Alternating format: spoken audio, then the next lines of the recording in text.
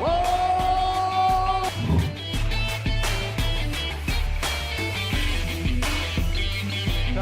At 2 minutes, 6 seconds of the third round.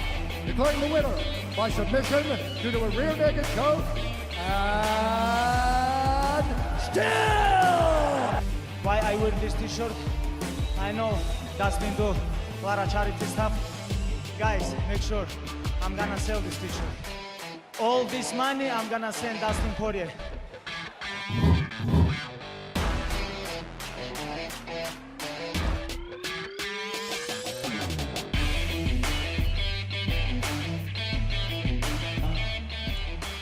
I mean, I knew he was going to press. I knew I was going to be against the fence a lot. I just felt like I let myself down. You know, I didn't cut any corners preparing for this. I felt like my whole career set me up for this moment, but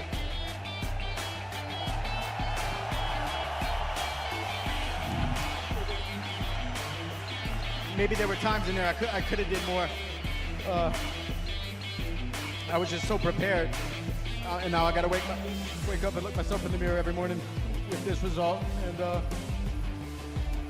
if anything adversity's taught me in the past, is when times are good, be grateful, and when times like this, be graceful. So I'm gonna just go home, spend some time with my family. It's been a long road. I'm proud of everything I've accomplished in this sport. I have a lot of tread left on the tires, but right now I just need some time to think, man.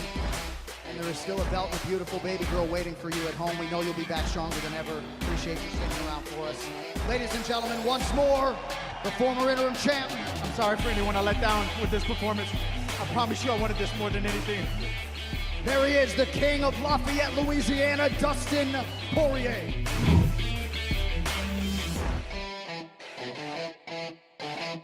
One punch at a time, or him dipping and throwing a knee, or him dipping and throwing an uppercut. I didn't get a rhythm. I felt like the way he was pulling back, it was hard for me to set up my combinations and get into a rhythm. You know I sound like I have a lot of excuses, but I was just so prepared, you know, for tonight. This one really hurts.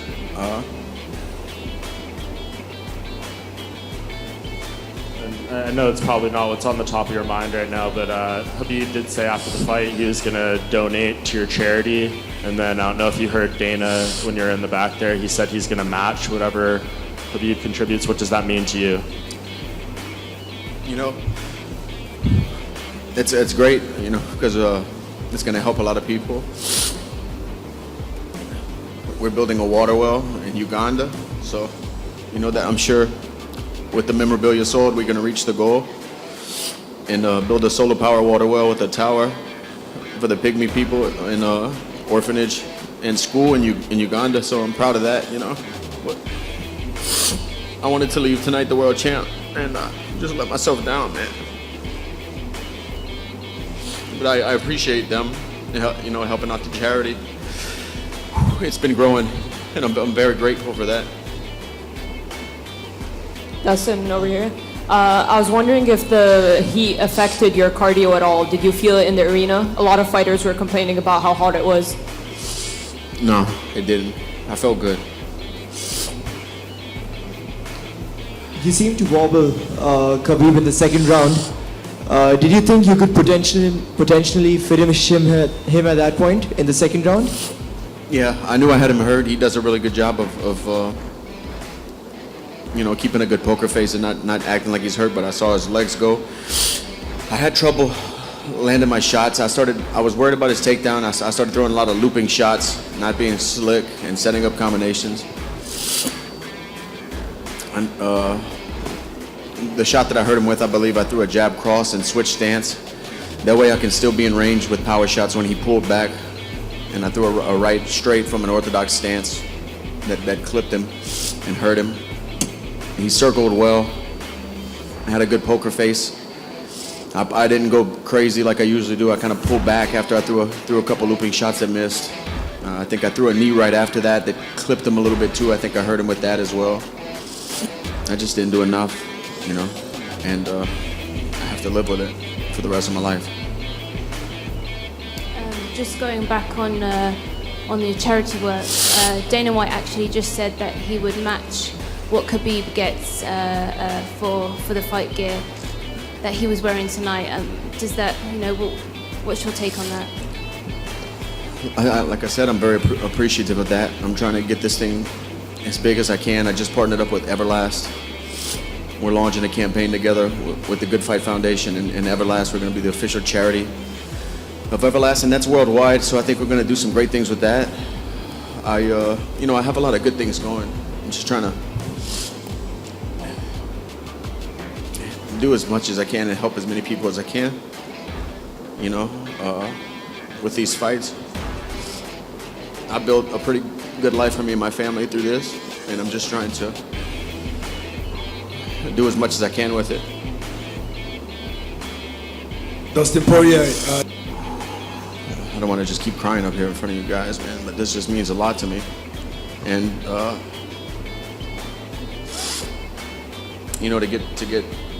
to have a performance like that, and in the moment I was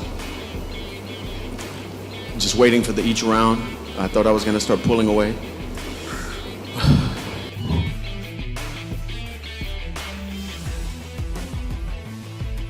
and start outpacing him later on in the fight, but he's just his balance and his weight distribution against the fence, and then when he's on top, it's so strong. Physically, he didn't feel overwhelming. I've fought guys that are stronger than him, but skill-wise and balance-wise, he felt really good. I just really thought tonight I was gonna fly back home to the United States, undisputed world champ. So this really hurts, but I'm gonna go back home and talk to my wife. Like I said, I have a lot of tread left on the tires. I felt good out there tonight. I felt good this whole training camp. I'm not fighting just to fight. I've been fighting to be the world champ. So these opportunities don't come that often. I just need to go back home and then think about what could be next for me. This thing is all about MMA from Brazil. I just want to say you're a very young guy. You have a long career in the future. I just want to say you fight very well tonight. It was unbelievable to see how you fight. So keep your head and go ahead. You are a very good fighter. You are a very good fighter. Just go home, rest a little bit. God have a good future for you in the UFC. Don't worry. Thank you, man. I'm familiar with adversity. It's just I have to live the rest of my life asking myself if I could have done more, if I could have maybe escaped some of those takedowns, if I could have pushed harder when I had my underhooks against the fence. Those are the questions that'll haunt me.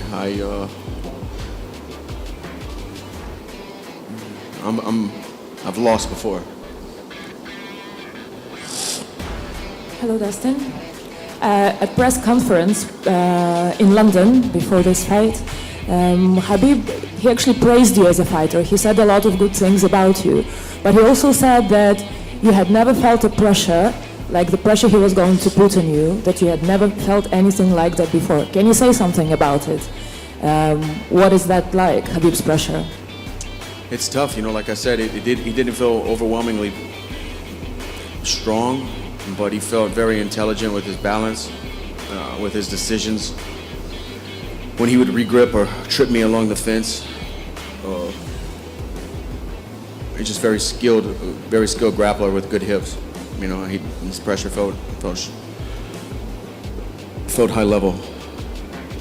Dustin, just reflect on this week, coming in, it was dubbed as enemy territory, but in the cage right after the fight, the crowd, the way they cheered you, just tell me, I know it's not what you probably think about now, but when you reflect back, I'm sure you'll appreciate kind of the crowd and how they received you and the respect they've shown you. Yeah, I want to apologize to anybody who I offended by saying I was coming into enemy territory. It was the complete opposite. This is the smoothest, most welcoming fight week I've ever had in my career. And I fought cities all over, different countries. And Abu Dhabi was amazing. The people were great. Everywhere I went, the service was great. It was one of the best, which added to me thinking that it was all coming together tonight. It was the best week I've had in preparing for a fight, the best weight cut, have no excuses. You know, Khabib is a world champ.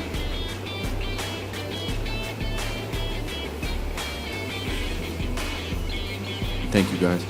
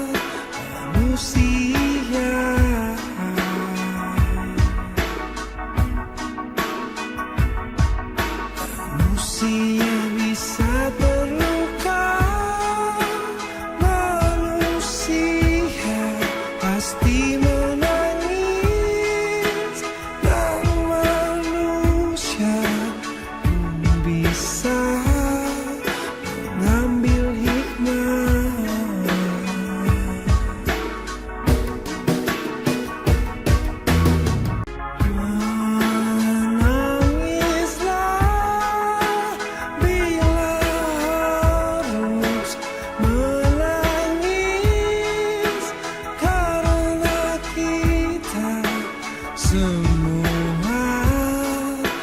manusia